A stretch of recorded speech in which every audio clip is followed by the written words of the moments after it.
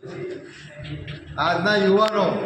આજના ભણેલા ગણેલા પર રાજનીતિમાં આવતા નથી, પરંતુ આજે આપણે રાષ્ટ્રના વિશે વિચાર કરવો પડશે અને એક નવા વિકલ્પ સાથે સરદાર વલ્લભભાઈ પટેલ પાર્ટી ન જાતિવાદ, ન પ્રાંતવાદ, ન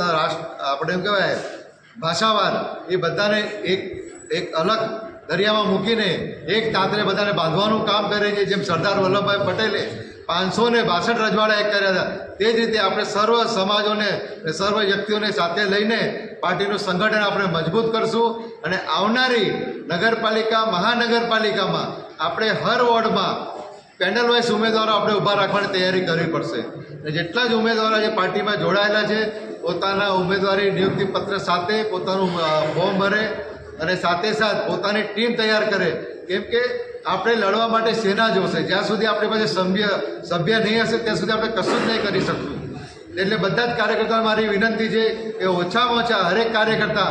25 થી 50 સભ્યો બનાવે, પોતાની કમિટી તૈયાર કરે અને આ જ રોજથી જ તમે તમારા એરિયામાં નાના મોટા બેનરબાજી બોર્ડ લગાડો તો લોકો તમને પાર્ટીના સાથે તમારો પોતાનો પરિચય થાય